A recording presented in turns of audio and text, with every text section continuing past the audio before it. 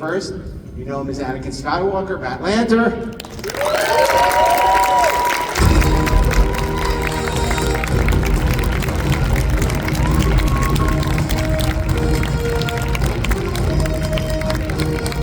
And next, he's seen fire, he's seen rain, is Obi-Wan Kenobi, and also one of my personal favorites, Plo Koon, it's James Arnold Taylor. And last but not least, you know her as Jan Brady from the Brady Bunch Goes to the White House. No, that's not what you know her from. You know her from the Clone Wars and Ashoka Tano, Ashley Eckstein.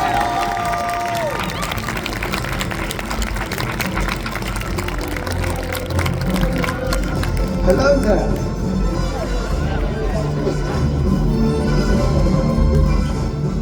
Well, I think, you know, it always, the beginning is a very delicate time. We want to talk about getting involved with the Clone Wars, the initial process. Obviously, there's a lot of, you know, with voiceover work, you know, there's audition, there's a lot of self-tape stuff that happens now, or, you know, casting directors know your work from other shows. Can you each tell us how the Clone Wars came to you? And obviously, it's been, you know, had a wonderful impact on your lives and your careers. Matt, what was your first introduction? My introduction was a very simple audition that they didn't tell us what it was. I knew it was Star Wars something, that's kind of about it. They actually gave me a fake character, tried to research this fake character. That didn't work out too well. And yeah, so I went in the booth. I remember Dave was there and I read some copy. It was a scene with R2. And he said, you know, whatever you think Han Solo and Luke Skywalker is, you know, mashed up, essentially, just give me that. And so that's what I did. And then I left, and then days later they called and said, you got the job. And what was your reaction when you found out that it wasn't this pseudonymous character? It was actually Anakin, who I presume you were familiar with. Yeah. I wasn't a huge Star Wars fan, but obviously familiar. I mean, right. Anakin Skywalker is just an iconic character. So, yeah, I think initial impression was, oh, those are big shoes to fill. But what I will say is that when we got into recording, I really found out that Dave and George hired me from what I had brought to the table originally. And that's, in fact, probably why they didn't tell people who this character was, because they didn't want just a bunch of copies of Hayden Christensen. So I felt freedom in that, right. And I just let Dave and George direct me. Right, they didn't want a slavish recreation, just to bring your own inspiration to it. So, James, you had already been working on the Genndy Tartakovsky version of Clone Wars, which is fascinating. So how did that come about for you and the transition to Dave's show? Well, it had been going on, so it's been 23 years. We started that. It came out in 2003, but we started in 2002 for the micro series of the Clone Wars, and that was just through an audition. And I had done some of Ewan McGregor's voice doubling for other things. And a lot of times it was like in things like Moulin Rouge and stuff where he had an American accent. And I thought, well, his voice with an American accent is somewhere about there. And I thought, well, that's just kind of my voice. So if I put a British accent on, will I sound like it? Wait a second. So I'm basically doing Ewan McGregor doing Alec Guinness doing Obi-Wan Kenobi. But then I've heard that lately that Ewan has been watching Clone Wars, and when he did the Kenobi series, he watched Clone Wars to get the voice back, and I thought, well, there's a weird world circular going on. But so I had been doing other things like the original Battlefront 2 and Revenge of the Sith, the video game and such, throughout the years before that. And so then when Clone Wars came back now, I met with Dave as well out in Los Angeles, and we had a talk. They actually did have me audition for Anakin as well, which was weird, and it just didn't work out at all. But give us your best Anakin. Well, I was thinking Hayden sounded a little like Christopher Walken. You know, I hate sand. Sand is so gritty. It's gross. I don't like it. Oh, Padme. You just improved the prequels by thousands. So, anyways, but yeah. We would have gone for like 3 episodes and been canceled. After an hour, Anakin. Come now, Anakin, what's going on? Oh, I could use some more cowbell. what's crazy is that Walken was one of the original audition for Han Solo in '76. You know, for well, De Palma and Lucas. So that's that's wild. Ashley, you had the unique position of being in auditioning for a character that didn't exist in Star Wars canon yet, and you know, cemented this legendary character for all time. Can you talk about what that was like in your initial audition and becoming Ahsoka Tano? Yes, so similar to Matt, I went in and I auditioned for Padme, and I did not audition for Padme. But James did. I did, yes. As Christopher Walken. I did it as Johnny Depp. Yeah, Anakin, where's the rum? okay, I realized as I said that, I was like, oh no, he's, yeah, I just laid you up perfectly for that. Didn't mean it. I was getting to what was similar. So, I originally auditioned for Padme. I knew that I sounded nothing like Padme, and I'm a very positive person, but I almost did not audition. I walked into the audition, and the room was full. Like 100 actresses were in there, all the top actresses in voiceover. I had auditioned for about 4 years, which equaled about 400 auditions that I did not get. And I lost out to all the actresses in that room. And I walked in and I was like, I have no chance at this. Like, you know, Tara Strong and I think Grey Delisle and all the, you know, all the names that are legends that we still see and meet at conventions, they were all in there. And so I literally walked out of the audition. I went to my car, I put my keys in the ignition, and I called my agent and I said, I'm not staying. I said, I have no chance at this role, I'm not staying. And he begged me, he said, Ashley, whatever you do not leave that audition, go back in there because you never know what could happen. So I go back in, I wait like an hour. I'm really hangry at this point, which is why I think I had walked out. And I said, one line is Padme, and sure enough, Dave Filoni stopped me, and he was like, no, you sound too young to be Padme. But, this is where it's similar to Matt, they said there's this new character, she's a 14-year-old girl, we think you might be right for her. And so then they gave me these very generic lines. And I knew nothing about the character. Like literally I just knew she was a 14-year-old girl. But they did tell me that they wanted her to have an Icelandic accent. Well, that was the issue. Of course. Yeah. I do not have an Icelandic accent. Really? No, it was not just in my pocket that I could just pull out. And so I did my best, and that was it. And I was like, once again, that's audition 401 that I did not get. And unlike Matt, I don't know, James, about you, but I didn't find out that I got a call back for at least a month. Like, it was a long wait before I found out that I had a call back. And in between, they said, can you please tell her to practice her Icelandic accent? So I did. I went to a dialect coach. I was so proud of myself. I thought I mastered Icelandic. Well, I go into the callback, I say the first line in Icelandic, and Dave Filoni stops me. And he says, no, can you make it sound more Icelandic? And by this time, I'm like hangry all over again, because I didn't know what he wanted. And I did something that I would normally never do. I raised my hand and I said, I'm sorry, but I am doing Icelandic. I don't know what you want. God bless you. And well, that got me the part. Behold, Yes. Snips was born. Yes, yes. So being snippy actually paid off. It was probably the delivery of that retort that's what got you. It was. Well, because Dave wanted Ahsoka to be snippy but not bratty. And so somehow I wrote that fine line between literally being snippy to him. But obviously I wasn't that rude because I got the part. But it also... Have you ever been rude ever in your life? I don't think so, Ashley. My parents Let's try it. are- Let's try it. Kids ever been rude? Yeah, just Say something rude. Say something rude to Let's see Matt. how it sounds. Cut me How down. rude. Something rude. That was so cute. Just can't help it. So, Mark alluded to the fact that at least two of you we're walking into these parts that were people kind of doing parts that had been originated by somebody else, and then Ashley, you were wholly original, but you were wholly original in a way that you were finding your character. At some point, for each of you, you must have hit a moment where you're like, okay, I'm not doing Ian McGregor karaoke anymore.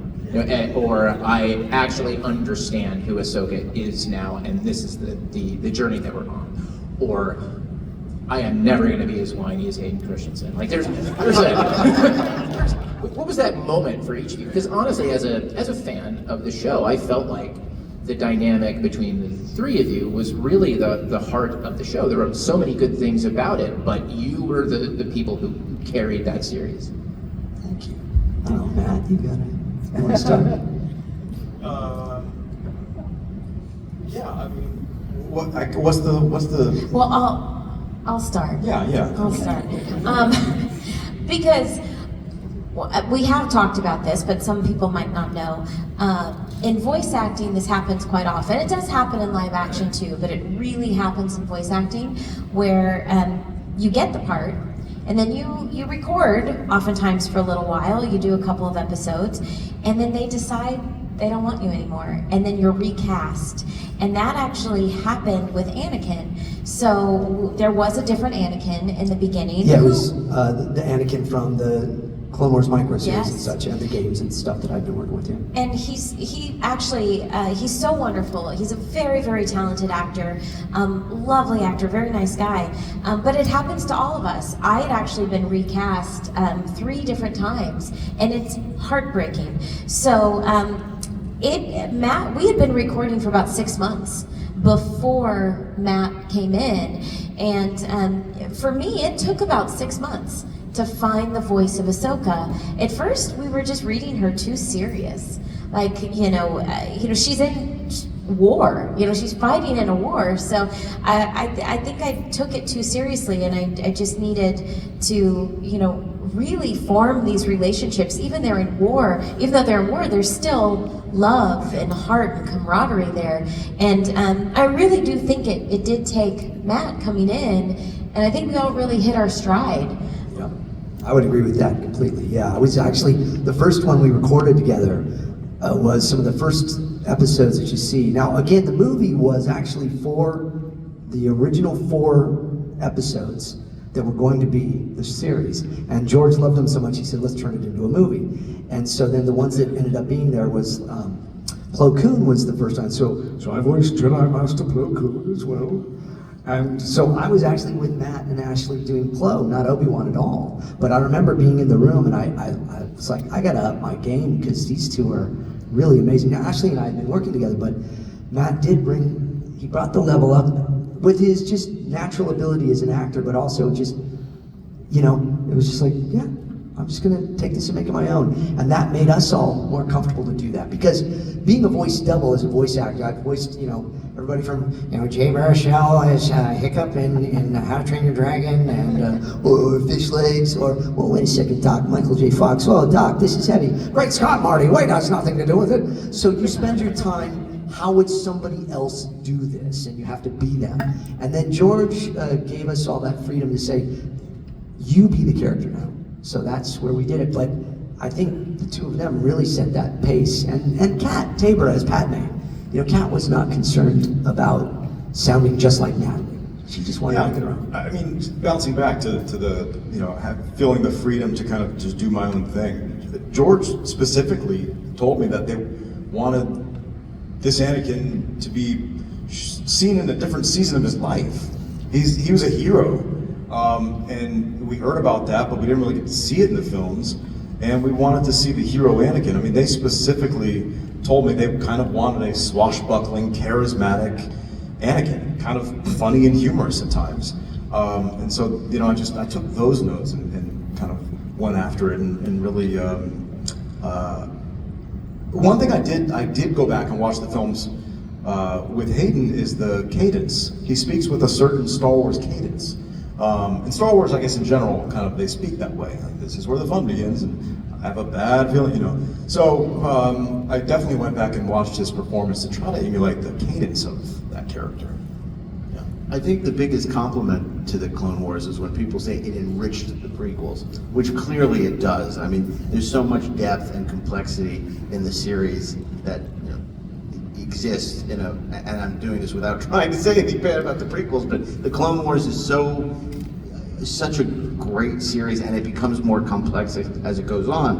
One of the things we see you guys talking to each other is this incredible chemistry you have, and often in animation, it's a casting director directing somebody in a booth doing lines they just got sent the night before. But it seems like, at least in the beginning, you guys were working off each other and could benefit from the chemistry that you all had together, and that is why the performances are so rich. Did that continue throughout? That's the coolest thing is we are like family. We are like siblings. And I mean, it's just always been that way, I think, naturally. I feel like we've known each other forever. We were almost always in the booth together, except in the very beginning when I had to dub over the other actor's performance, which was really tough. So the first several episodes is actually kind of half my performance. It's my voice over his performance. So it was tough, but yeah, I mean, almost the whole run of the series we were together, and obviously that really helped, chemistry, getting to look at each other and see facial expressions. Make fun of each other. And yeah, so it helped. That happened. But I will say, and to fast forward to today, I mean, we were fortunate that we recorded all of our stuff except for Tales of the Jedi. Tales of the Jedi was virtual because that was during COVID, but everything else was before COVID, and we got to record it together as a cast. And I think it's a lesson just in general, and not a lesson, but a reminder, which is so cool that we're all here in person today. I have my phone right here, but it's like, phones are great to stay in touch with one another, to text one another, but they're not meant to replace in-person connection. You cannot form the same bond that we have completely virtual. It's just not something that the two aren't meant to replace each other. Connection in person is a basic need. So just like food and water and sleep, we need connection. We need in-person connection. And so I'm so grateful that we had that, because there's no way we would have the relationship and our characters would have the bond that they do without the fact that we were in person. It's so interesting to me because, very often when voice actors will come into the studio, or even if, we're recording them remotely, if we've got the other performances, it's okay, play it down so I kind of hear what's going on. But what you're saying is 100% true. When you have the actors in the studio together, something happens. Sometimes you find things together in the studio in a scene that you don't find when you're just playing it down. Can you think of of something like a moment, a scene where it's just like, oh, this is magic. This changed everything. Well, the clip you showed of Mortis with Matt, I mean, that whole, was it three episodes? Really, we've kind of been discovering that through the last year doing the shows, the cons, talking about that, right? How it kind of brought us all together in a different way. There was just moments in there.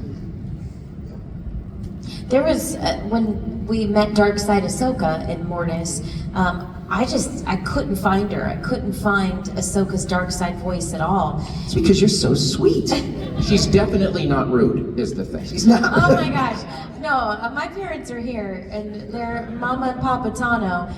They've definitely seen me, get frustrated and lose my temper. We all, it happens to all of us. So, No, it doesn't happen. The one thing I would have changed about Dark Side Ahsoka is I wish she would have had an Icelandic accent. Because if she did, then she would have been creepy, even more creepy. that would have been a really fun Easter egg. Can we go back and re-record it? Yeah, just on our own time. Yes, that would be fun. That'd be fun. But anyways, I could not have gotten the performance without James. I was really, really struggling. And James walked over and he was like, hey, try it this way. Maybe, did you ever think about reading it this way? And because of his direction, I was able to get it immediately, but I couldn't have gotten it without his help. It's true, true story. And I'm sorry. no, I was going to say, and I should have said it like Dave Filoni. Okay, Ashley, I need you to do it more like that's my Dave Filoni impression. It's very accurate, guys. Come on. I'm glad you mentioned Filoni, because that was the thing I actually just wanted to ask you about. You had your North Star, your George Lucas in this series, the auteur that was Dave Filoni, who had a strong vision for what the show should be and was very communicative about it. And now obviously I don't want to take away from Henry Gilroy, who was an immense talent, Yes. and the incredible team that was involved, everybody from Steve Melching to the other writers. But can you tell us about sort of your relationship with Filoni, and obviously this encyclopedia of Star Wars, that walking, encyclopedia of Star Wars? How much time you got? 17 minutes and 42 seconds. Okay.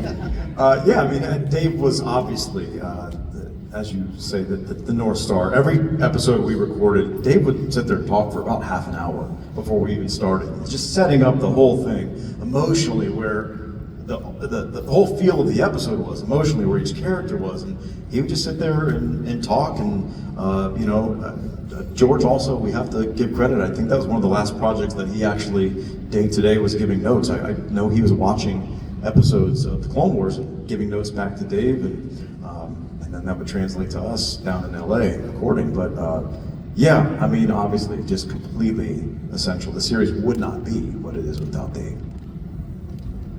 Absolutely extraordinary. And a lot of people don't realize